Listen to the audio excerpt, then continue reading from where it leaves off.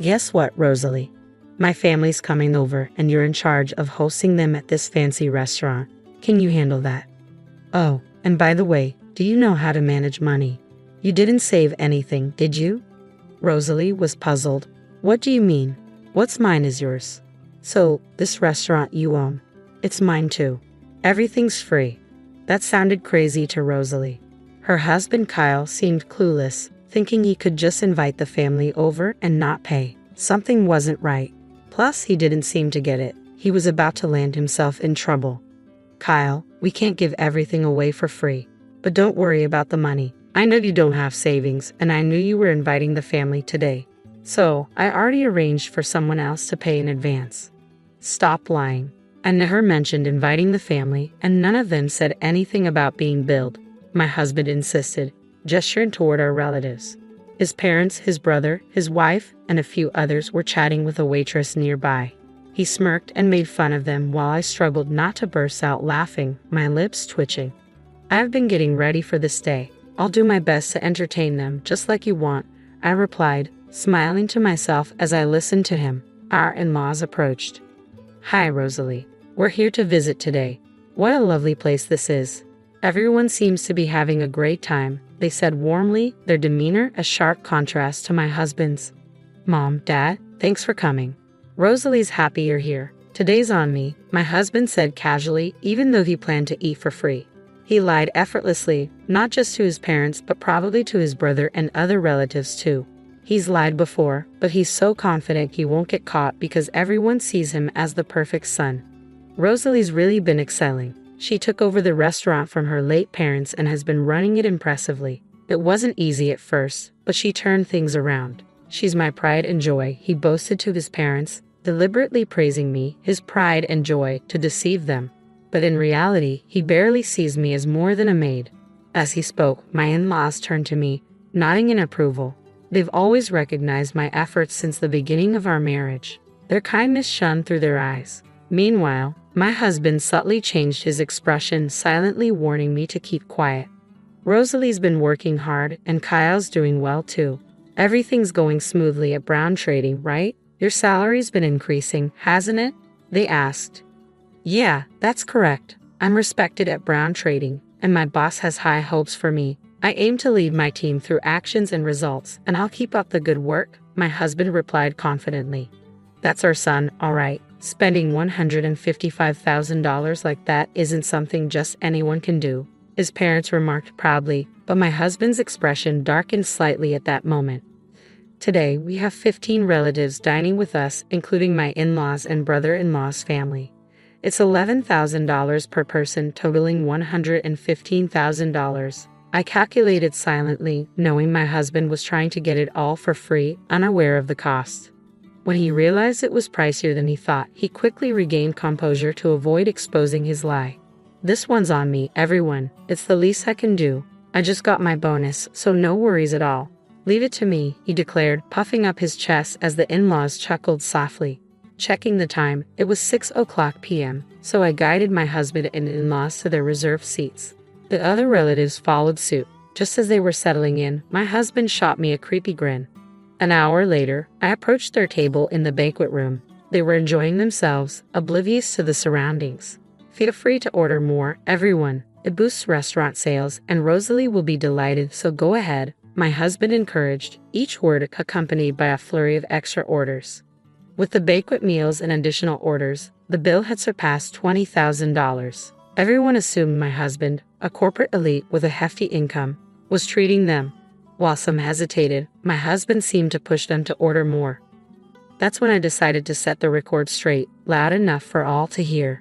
Since it's Kyle's treat, I had $60,000 transferred yesterday, so everyone, please enjoy yourselves without holding back, I announced, causing a buzz of surprise among the relatives. $60,000. Classic Kyle, were words of almost admiration that flew around.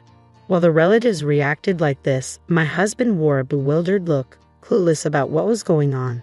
I didn't miss his expression and added a line to start my counterattack. Well, the $60,000 isn't for the food.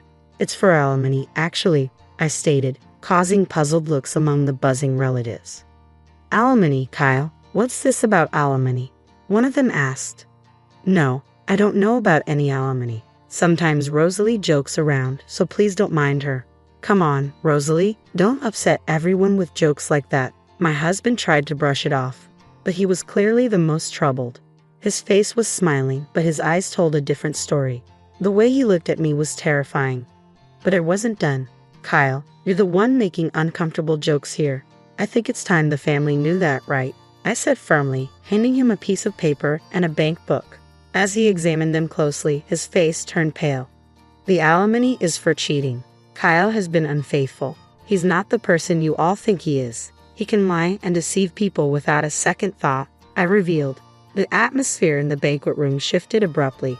The once lively chatter ceased, replaced by an eerie silence. The document I handed to my husband was the original alimony claim, and the bank book showed a record of a $60,000 transfer. Everyone's attention was fixed on my husband and me, and silence lingered for a few seconds. But it was my husband who broke it. How funny, Rosalie. That's quite something. It looks just like a real statement in a bank book. But really, this is going too far. There's no way I would cheat. It seemed like he had shifted back to his usual confident demeanor, but that confidence quickly faded, and I couldn't help but smile. What are you talking about, Kyle? You're the one who's gone too far. Not only cheating, but also trying to bully me into eating for free, lying to all the relatives that it's your treat. That's too much of a joke. Correct yourself quickly, everyone. Don't take Rosalie's words to heart.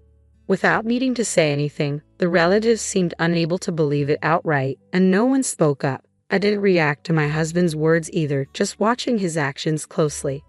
Gradually, he started to panic. That's when he tried to get his parents on his side. Dad, Mom, tell her to stop these senseless jokes at a time like this. Ah yes, everyone calm down and listen to me, his dad began.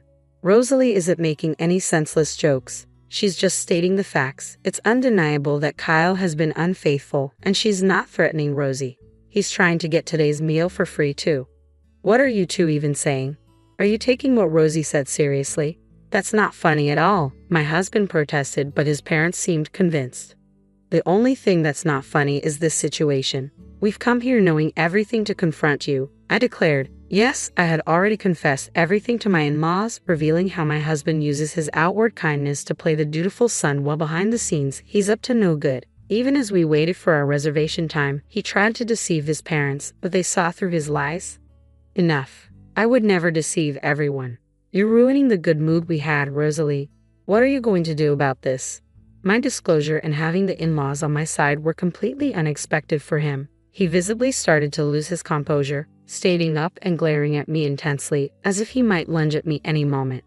Come on, brother, calm down. Let's sit down and talk this over calmly. Nicholas, you believe me, right? Interjected his brother, my brother-in-law Nicholas, cutting through my husband's angry shouts. Nicholas, busy with his own job, was attending today with his wife Yasmin. I knew Nicholas and my husband had been close since before I started dating him, and he is as gentle and consistently smiling as the in-laws.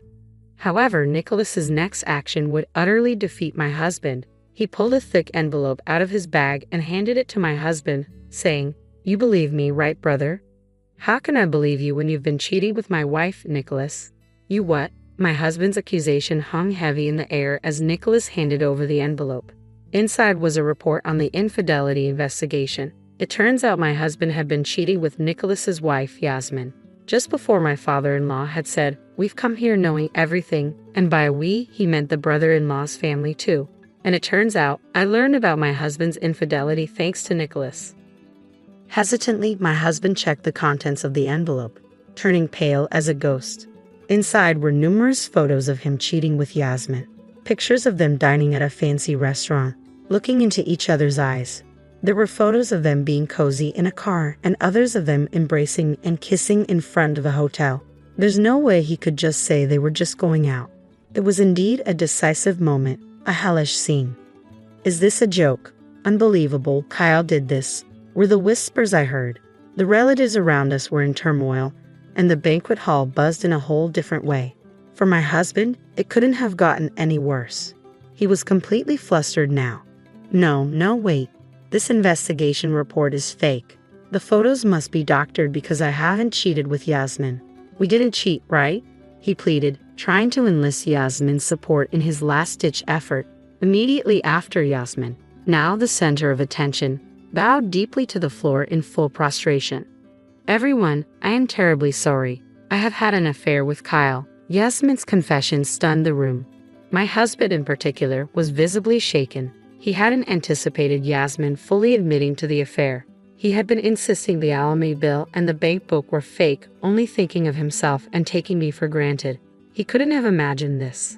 Yasmin's earnest apology captivated not only my husband but also the rest of the banquet hall. But it wasn't just my husband who was affected. All the relatives were stunned by Yasmin's admission. As her forehead remained on the floor, she slowly began to speak. "It really was just a fling. Nicholas is a wonderful husband, but, well, it lacked excitement, you might say. Just doing housework and waiting at home for Nicholas to return, I started to feel like my life would forever be the same. And suddenly, I got bored. When I approached Kyle, he was happy to go along." Everyone listened in silence to Yasmin's voice, mixed with regret and reflection.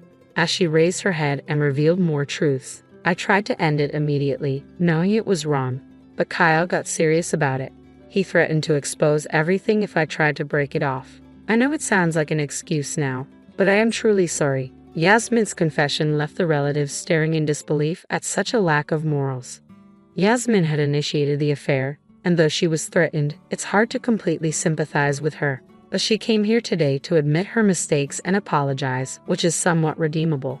However, my husband tried to escape by lying and making excuses, unaware that he was just tightening the noose around his own neck.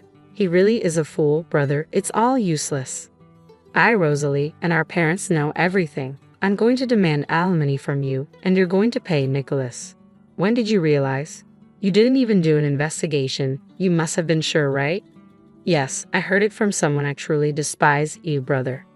Right, Rosalie? That's right. It wasn't just Yasmin. He had his hands on other women too. What, Rosalie? How much do you know? Just give me a break already. Too bad, Kyle. I know everything, and if anyone should be asking for mercy, it's us. I never thought you'd even make a move on an employee at a restaurant. I continued, then called a woman into the banquet hall. This woman was the waitress who had been talking with the in-laws, Nicholas, Yasmin, and several other relatives while they waited for their reservation time.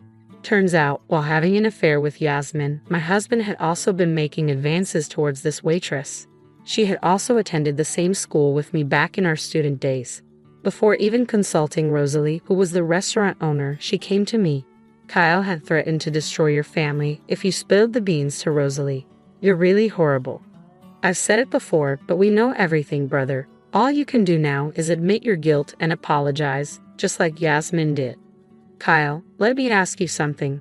Why would you deceive Rosalie to carry on with your affairs?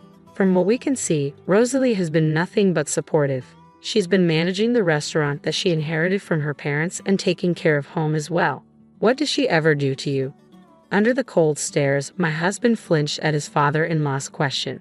I thought there was no valid excuse for infidelity, but if I had been unconsciously pushing him into a corner, I wanted to reflect on myself too.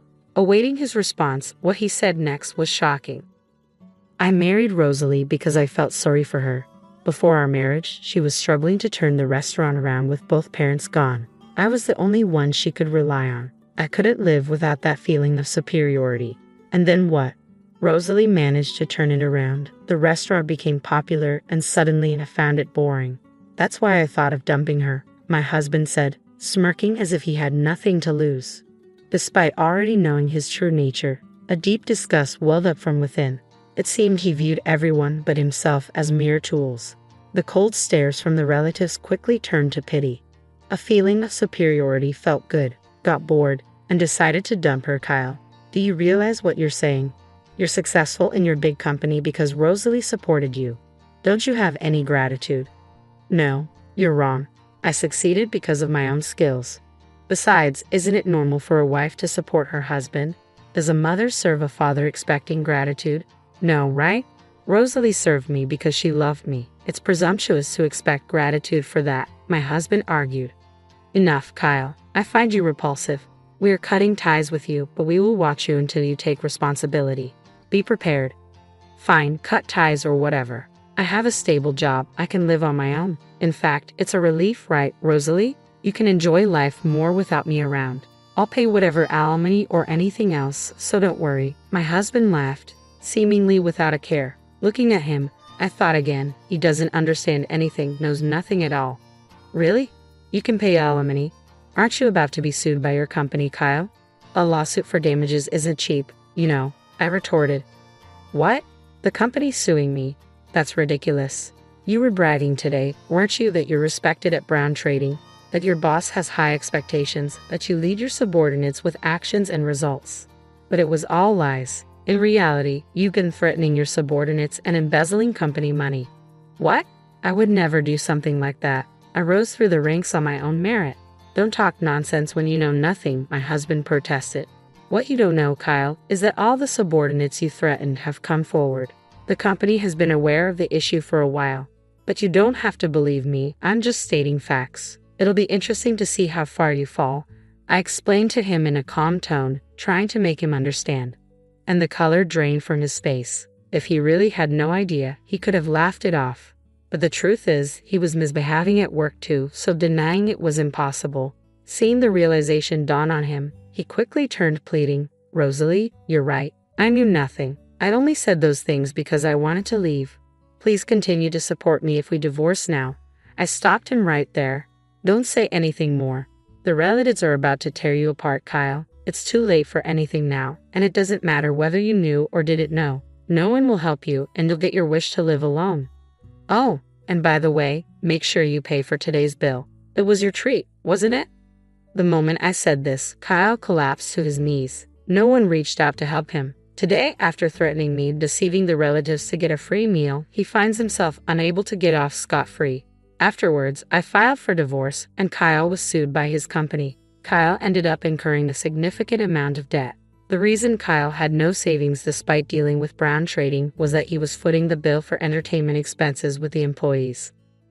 However, this entertainment was merely a pretext. In reality, Kyle was just squandering money at nightclubs.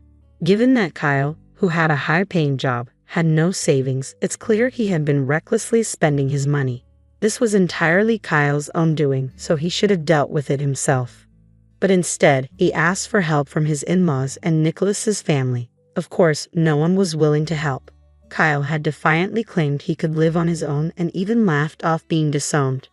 So it's no surprise, yet Kyle continued his futile attempts and kept sending messages to my smartphone incessantly. "I was wrong. I shouldn't have cheated. I regret it. Please help me." The messages clearly showed he was desperate, but it felt like just another act, given his history of deceit and manipulation. It's hard to believe him still. I have not blocked Kyle's contact. I've left it unblocked so that I can receive his messages. I want to see what becomes of a person who has only thought of himself and demeaned others around him. It's uncertain what will happen to Kyle now that he has hit rock bottom. One thing I do know is that unless Kyle truly repents and changes himself, he will not be able to climb out of this pit. That much I am sure of. "Rosalie, I am truly sorry for what my brother has done. It's irreparable." Nicholas apologized to me after divorcing Yasmin. The in-laws who came with him also deeply bowed their heads. "I am a failure as a parent. I can't believe I didn't see my son's true nature sooner. If only I had realized earlier, this wouldn't have happened. Kyle took advantage of your kindness, Rosalie, and did whatever he wanted. It was our responsibility to stop him. You all don't need to apologize. If anything, I am grateful. I had no one else to rely on, no parents or relatives. So thank you for always being on my side. From the beginning of our marriage, the in-laws and Nicholas have been my allies. That I was able to turn around the inherited restaurant was possible only with their support. They are genuinely kind and always smiling. They showed such fury on my behalf that was incredibly comforting to me, who is utterly alone. I will never forget this warmth for as long as I live." Where are you right now? Are you safe? I asked Jesus, worried about him being near a fire. But he seems annoyed and tells me he's at work before hanging up. I'm puzzled because it doesn't make sense for him to be working near a fire. When I realize he's not where he said he was, I start to suspect him of lying. I've been planning something for a while now, and it's time to put my plan into action. My name is Julia Bones, and I'm 29 years old. I work as a nurse in a hospital where I help many patients every day. I've always been good at caring for others, and I find joy in it. Nursing feels like my true calling. I'm married to Jace, and we've been happily married for 2 years. We live in company housing provided by his job, and I cherish our life together. I met Chase 3 years ago at a party where some friends were hanging out. Jace, who tends to get shy, drank a lot and ended up getting drunk pretty quickly. Even though we had just met, I couldn't leave him alone in that state, so I took care of him at my place. The next day, Jace didn't remember anything, but he said something serious like, "I'll take responsibility," which made me burst into laughter. I had to explain to him what happened, and he felt embarrassed and apologized. That's how our relationship started, and we got married a year later. Now, as we're nearing our 3rd year of marriage, we haven't had any kids yet, but I believe we can create a loving family together. Lately, Jace has been really busy with work, especially on weekends, and he often comes home acting distant. Even when we're relaxing together on the couch watching TV, he's always glued to his phone, sighing a lot. At first, I wondered if I did something to upset him, but I couldn't think of anything. As time went on, I started to worry about his health, so I began researching balanced meals and cooking healthier meals for his lunches and dinners. That day, my hospital had 2 shifts, day and night. I was supposed to work the night shift, but a colleague asked me to switch to the day shift, so I did. I meant to tell Jace about the change, but I ended up telling him on the day itself. I messaged him, saying, "I'm working the day shift today, so I'll cook dinner and wait for you," but he took a while to reply. Normally, he'd respond quickly and even use emojis, but lately his replies have been short. I wondered if he was just busy or if this was normal after being married for 2 years. Feeling a bit lonely, I rushed home after work to cook a good meal again. Cooking went really well today. I took a quick photo of the meal and posted it on my cooking account on social media. I enjoy cooking for Jace, but sharing my cooking on social media has become something I like too. A few minutes after posting, I got a notification, a comment from one of my cooking friends. I've been chatting with someone I met through my cooking account on social media lately. It's nice to have a connection outside of work, and it makes me happy. While I was chatting online, Jace came home from work. I quickly reheated the food I made and said, "Welcome home. Dinner's ready. Was your day busy again?" "Thanks, yeah, I guess I am. I'm pretty tired," Jace replied, changing into his comfy clothes and sinking into his chair, looking exhausted. I brought the reheated food over to him. "Yeah, a colleague needed my help with something urgent. Sorry I didn't tell you earlier," I explained as I sat down at the table to eat. "Let's dig in." "It's okay. It was last minute, but just let me know sooner next time. Sometimes I make plans to hang out with coworkers," Jace said. "Ah, got it," I replied, noticing Jace hadn't been eating much. "Is the food not to your liking? Did I mess up the flavors?" I asked, concerned. Jace stopped mid-bite and looked at me with an awkward expression. "No, it's not that. I just don't feel hungry right now." "Sorry, I'll save it for breakfast tomorrow," Jace said, forcing a laugh. "Thanks for cooking, though." He stood up from the table and headed towards the bathroom, leaving more than half of the food untouched, just as I suspected. I followed him to the bathroom. "Hey, are you feeling all right? You haven't seemed yourself lately. I'm worried about you. Maybe you should see a doctor," I suggested. Jace, brushing his teeth, rinsed his mouth and chuckled at my concern. "I'm okay. Maybe I just need to get back into exercising. I'm going for a walk now." "Okay," Jace said, straightening himself up and quickly making his way to the front door. "I'll be fine," he reassured as he declined my offer to join him. Even more worried, I decided to secretly follow him outside, just in case he needed help if something happened. Though that's what I told myself, deep down, there was another worry brewing in my heart. To my surprise, Jace walked briskly and stopped at a park not far from our house. He looked around and appeared to be texting someone on his phone. Soon, a white car pulled up, and Jace approached it. He exchanged a few words with the person inside. a young woman with long curly hair, giving off a flirtatious vibe. I instinctively took out my phone and snapped a photo. Before I could fully comprehend what was happening, Jace got into the car and they drove off together. Shock, confusion, suspicion, and a whirlwind of emotions filled my mind, leaving me frozen in place. Then, a message from Jace came. Met a friend unexpectedly. I'll be home late. A friend? The image of him with the woman lingered in my mind, and I couldn't bring myself to believe his explanation. That night, Jace didn't come home until after 1 a.m., and my anxiety was through the roof. Tears streaming down my face, I showed him the photo I had taken. When he saw the photo, Jace froze for a moment, then quickly brushed it off with a laugh. Oh, I just bumped into a client salesperson while I was out walking. I was just giving them some advice, nothing more. Please trust me, he pleaded, looking at me with a sad expression, as if he was the victim, shutting down any further questions. After that, Jace's work became incredibly hectic, and I found myself working overtime often when I was on the day shift.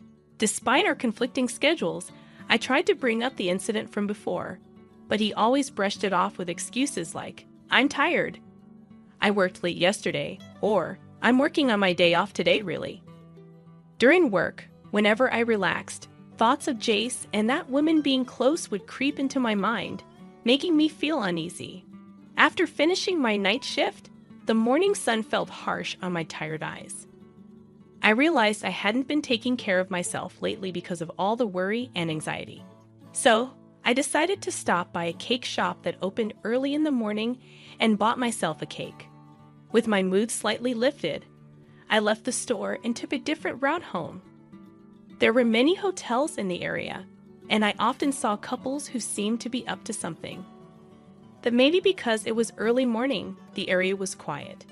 As I walked carefully to avoid damaging the cake, thoughts like, I have some tea at home, maybe we can enjoy it together, crossed my mind. Then, out of the corner of my eye, I saw a young man and woman coming out of a hotel on the opposite sidewalk. I glanced over casually, but then I froze. There was Jace, with his sleepy smile, and the woman with the long curly hair from the car that day smiling back at him. The cake slipped from my hand and splattered on the ground. In that moment, all I could think about was gathering evidence. With trembling hands, I took out my phone and snapped a picture of them arm in arm, smiling at each other. They looked like a couple in the photo. My heart raced, and I broke out in a cold sweat, realizing that Jace had been lying to me. All I could see was the fallen cake box and the damning photo of them staring back at me. In the back of my mind, I knew I couldn't stay with him anymore. One day, after a series of events confirmed my suspicions about Jace, the word divorce started to feel like a real possibility. I was working my usual day shift, busy with tasks.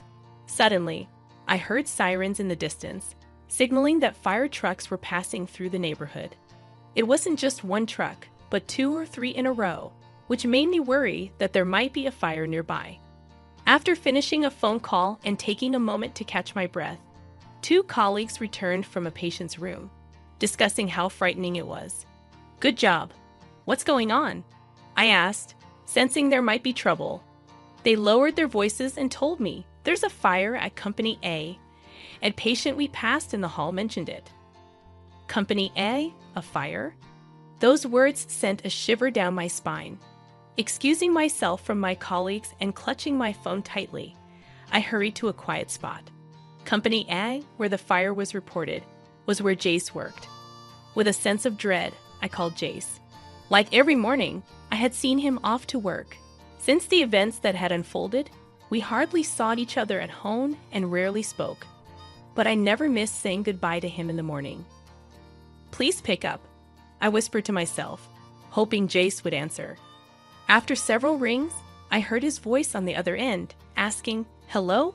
Where are you? Are you okay? Despite my half-shouted relief, Jace sounded annoyed. What's going on all of a sudden? I'm at work, you know. Don't call me during work hours, he grumbled before hanging up abruptly. All I heard was the end of call beep in my ear. While I was glad to know Jace wasn't in the fire, I felt a deep unease. It didn't make sense for him to be working, as if nothing was happening. His dismissive attitude towards my concern only added to my frustration. He probably wasn't at work at all. I saw him off to what I thought was his workplace, but it must have been somewhere else. Maybe all this time, without realizing it, I've been seeing him off to another woman's place. Out of the corner of my eye, I thought I saw shimmering long curly hair. With determination, I dialed a certain person's number on my clenched phone. After finishing my work safely, I rushed home and started packing up the furniture and appliances in the house. Then the doorbell rang, ding-dong. But it wasn't Jace at the door. It was a friend from college who knew about my situation with Jace and had offered to help me leave. Despite my sudden request for help moving my belongings from work, she readily agreed. "Thank you so much. I'll treat you to something next time," I said, feeling apologetic. But she just smiled and replied, "You've been through a lot, haven't you? I'm always here to help." I felt grateful for having such a good friend, a feeling that had faded recently, and my heart warmed. Together, we moved out the furniture, appliances, and clothes I had prepared into the car. The room, now empty of the belongings I had accumulated since my single days, felt stark and bare. Looking around, I questioned if I had any lingering attachments to my past life. "No, I don't need it anymore," I decided, feeling no pull to stay. With determination, I headed towards an apartment near my workplace. On the day I saw Jace leaving a hotel with another woman, I had rushed to a real estate agent. I wasn't sure about divorce yet, but I had rented the apartment just in case. I felt satisfied with my decision. I unpacked the items in the apartment and then remembered something. I grabbed my phone and dialed the number, waiting for the robotic voice guidance to start. Hours later, after settling in from the move, I was taking a break when I received a call. Glancing at the display, I saw Jace's name. I took a deep breath before answering. "Hello. Julia, where are you? I came home to an empty house, and my phone isn't working. What's going on?" Jace's voice sounded frantic. "Most of the stuff at home belonged to me, so I took it with me. And as for the phone, it was in my name, so I canceled it," I calmly explained. His voice remained anxious. "Wait, my phone isn't working."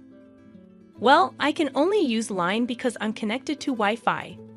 But more importantly, you said you took the stuff. You're not seriously running away, are you? This is a joke, right?" Jace's voice was filled with disbelief. As I listened to Jace still not grasping the situation, my irritation grew. "Are you seriously saying that? Don't tell me you forgot about the call this afternoon. Someone who's at work can't just keep working calmly when there's a fire happening, right?"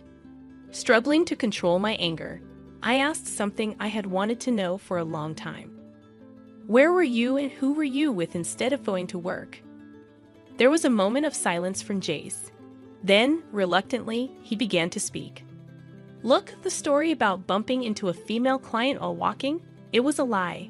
The truth is, she's a colleague from work, and I was at her place today." "What?" Jace's confession was exactly what I had anticipated. He had been involved with the company receptionist, Savannah, for about 6 months. They would meet on the days I worked the night shift. Lately, as Savannah became more demanding, he had started lying about working overtime on his days off just to see her. Today, they had both taken paid leave and spent the day at Savannah's house. They only found out about the fire when Savannah's phone rang with a call from their office. After confessing everything, Jace pleaded over the phone, "I want you to forgive me." What a joke, I thought bitterly. "I'm glad to finally hear the truth from you, Jace," I said. "Despite our short marriage, I have been trying to build a good family life." Jace tried to interrupt, but I didn't let him. "I want a divorce because of your infidelity. Let's handle the details through our lawyers. Goodbye." Afterwards, the fire at company made headlines in the local news, becoming a big story. When I saw the news, I was stunned. The culprit behind the fire was none other than Jace's mistress, Savannah. Early in the morning, Savannah sneaked into the company's conference room, pulled a thread from the edge of a curtain, and lit it with a lighter. The fire spread quickly, burning down the conference room.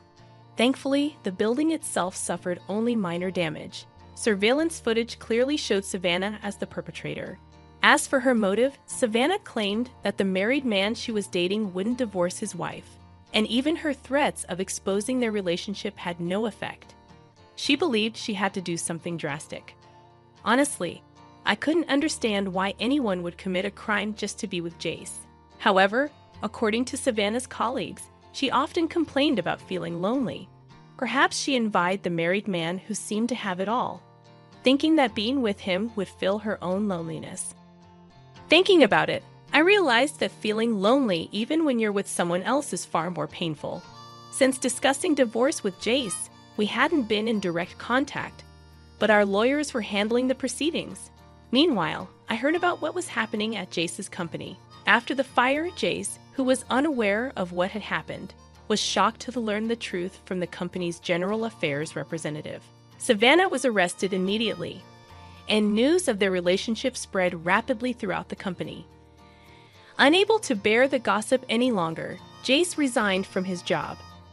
Hearing about all this, I felt a tiny bit of sympathy for Jace, but mostly, I believed he had brought it upon himself by choosing another woman.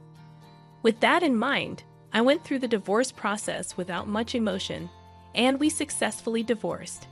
The evidence of Jace's infidelity, captured in the photos I had taken, made the process smooth. Additionally, I ensured that Jace paid proper alimony from his severance pay. Now that my connection with Jace was completely severed, I enjoyed living alone in my new apartment, where I had settled in nicely.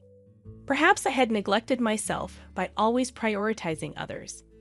While continuing my job as a nurse, I started to rediscover the joy of cooking, which had been my greatest pleasure during my marriage with Jace, but now just for myself.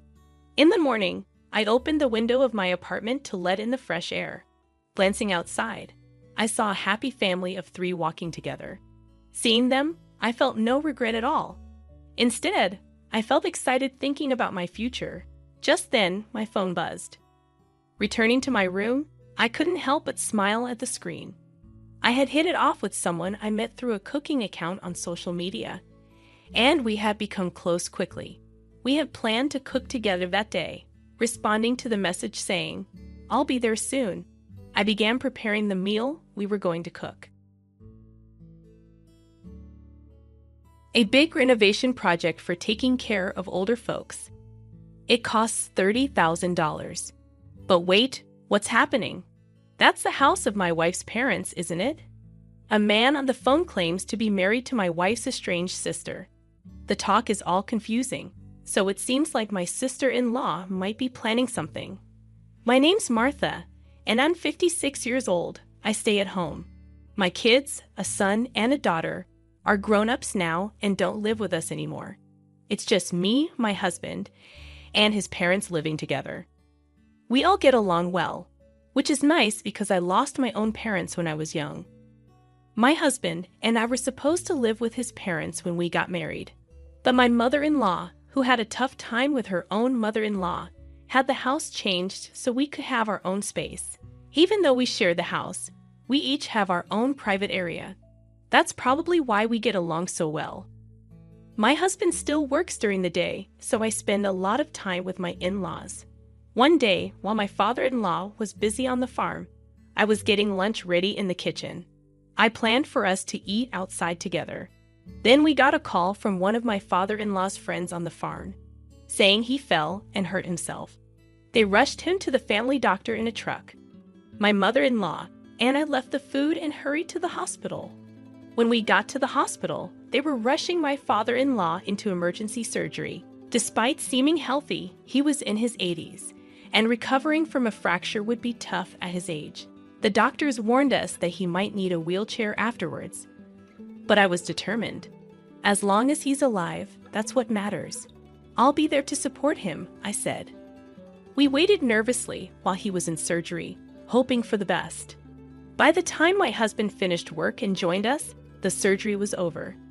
We were relieved to see my father-in-law sleeping peacefully in his hospital room, without any major complications. We decided to stick together and support him through his recovery. But sadly, Our hopes were dashed when my father-in-law passed away suddenly a month later. His age had made him vulnerable, and he caught an infection after the surgery. Since many of his friends and relatives were also elderly, we didn't want to upset them by spreading the news of his passing. So, after discussing it, we opted for a small family funeral. But even that didn't solve all our problems. What about my sister-in-law? I asked my mother-in-law and husband. They didn't look happy, probably remembering her troubled marriage. My in-laws weren't happy about my sister-in-law's marriage. They strongly opposed it. While my husband wasn't as against it, he wasn't thrilled either. This created tension between them, and their relationship became distant. But she was still their daughter, so shouldn't she be allowed to attend the funeral? They agreed that if we could find her, she could come. But we couldn't reach her, so the funeral went ahead without her. It's just how things are with her. It's fate. Don't worry about it, Martha. My mother-in-law told me as we returned home from the crematorium with my father-in-law's ashes. My father-in-law's sudden death caught us all off guard. We weren't prepared for it mentally. We rushed through the funeral and cremation. We held his ashes, lit incense, and spent the next few days feeling lost. It's easier when my husband is here. We can talk and support each other. But when he's at work, I can't bear being alone in the quiet house, so I go to my mother-in-law's room. I know my mother-in-law is going through even more pain and sadness than I am. After all, she lost her husband suddenly, someone she had been with for so many years. So even though it's hard, I try to act cheerful around her. But my mother-in-law was more accepting of the situation. I thought I'd be in this state for the next 49 days, but yes, we can go through his things later.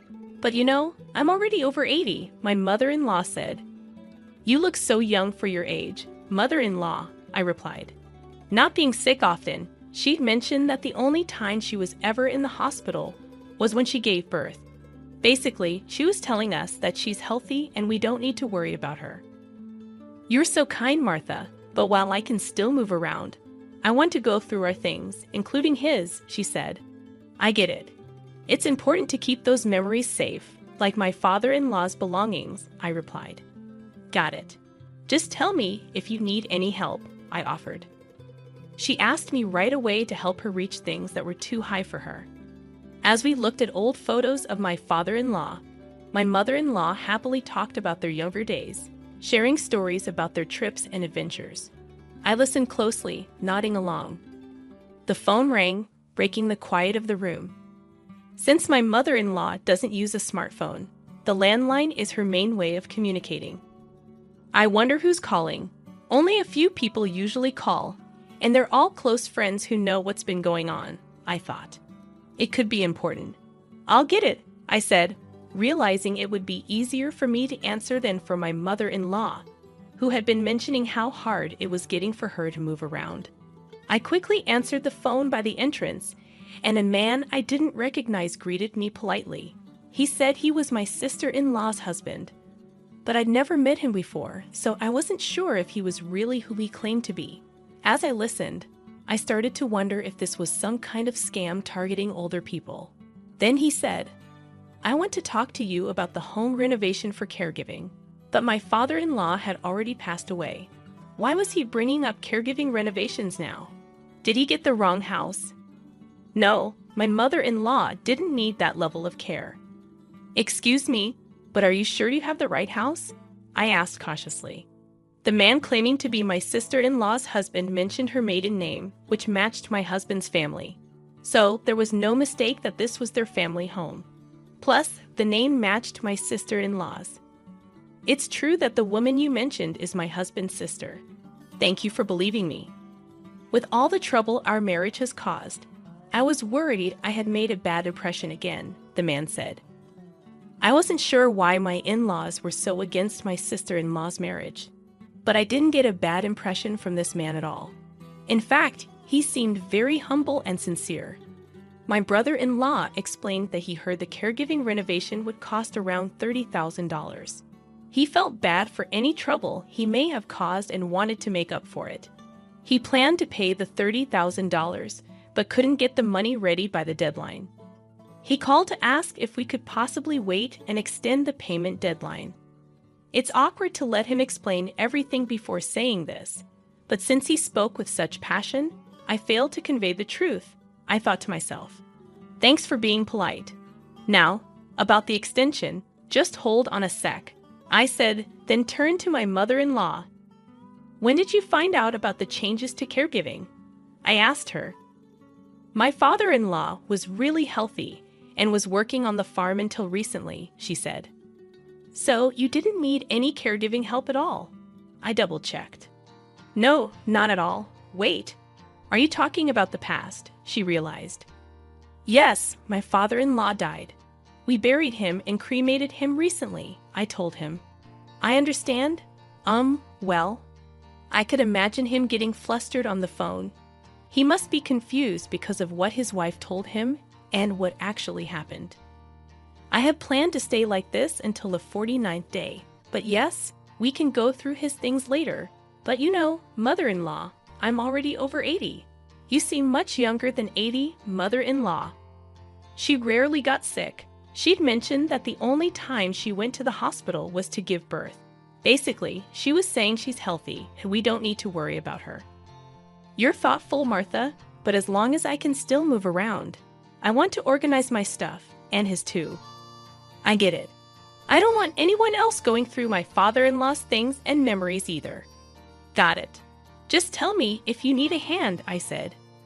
She quickly asked me to assist her in reaching things that were too high for her.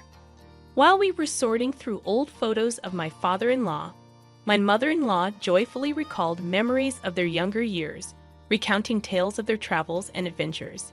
I listened closely, nodding in agreement when the landline rang. Since my mother-in-law doesn't have a smartphone, the landline is her primary way of communicating. I wonder who that could be, I remarked. There were only a few people who usually called, and they were all close friends who knew our situation. I thought they might avoid calling if they knew, but it could be an emergency. I decided to answer it. It was better for me to move rather than make my mother-in-law, who had been mentioning how hard it was to sit and stand, get up. So I quickly picked up the phone near the entrance. A man's voice I didn't recognize greeted me. He introduced himself as my sister-in-law's husband, speaking very politely. However, I had never met him before. I wasn't sure if he really was who he claimed to be. As I listened, wondering if this was some new scam targeting elderly people, he said, I want to talk to you about the home renovation for caregiving. My father-in-law had already passed away. Why was he bringing up caregiving renovations now? Did he mistake my mother-in-law for someone else? No, she didn't need that level of care.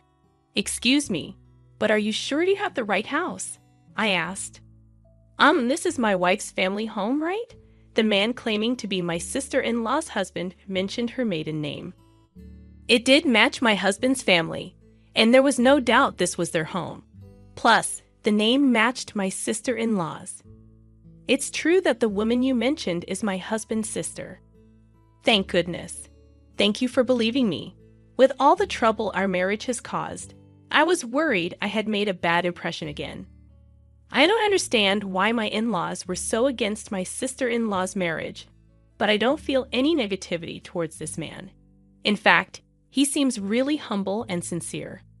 According to my brother-in-law, he heard that the cost of caregiving renovations would be around $30,000. He wants to do his best to make up for any inconvenience he may have caused. He shared all this with me, seeming genuinely honest.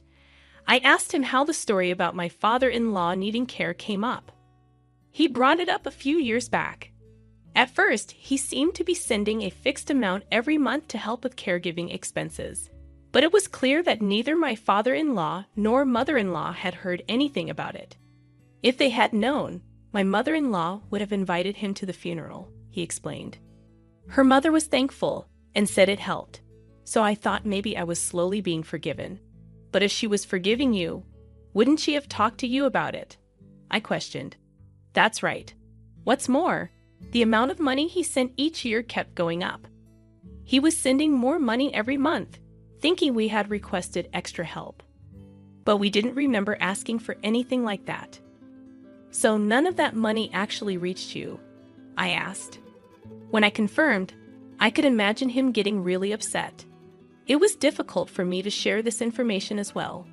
As I listened, I started to wonder if my sister-in-law. I can't say for sure if you're being scammed, but I hesitated. You don't have to sugarcoat it.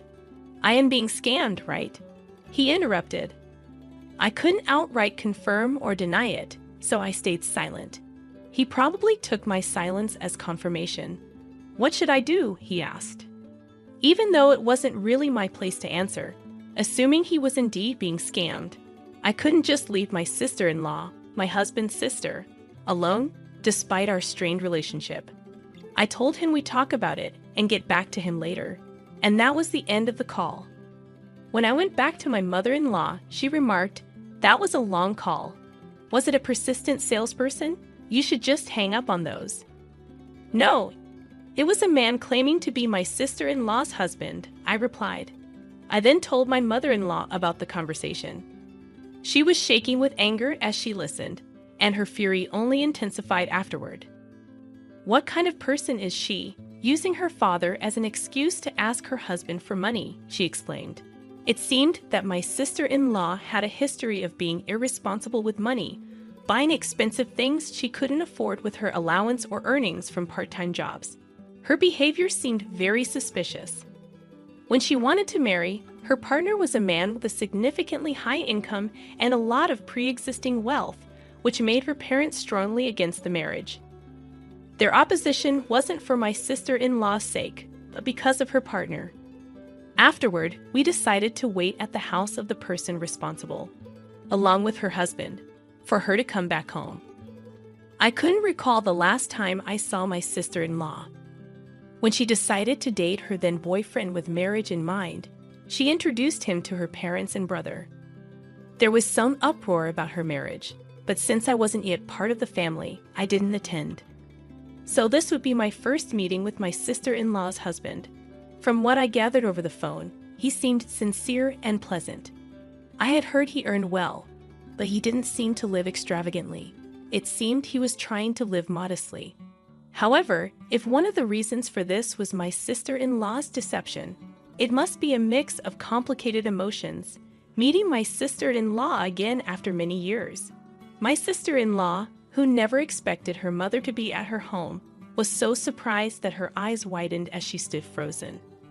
The impression I had of my sister-in-law was of someone who liked flashy things, but the sister-in-law in front of me was excessively flashy and lacked any sense of style, which was hard to watch. The three of us had agreed beforehand to go along with my sister-in-law's story. Initially, we decided not to bring up the fact that she was lying. It's been a while. I'm glad to see you're doing well, I said kindly.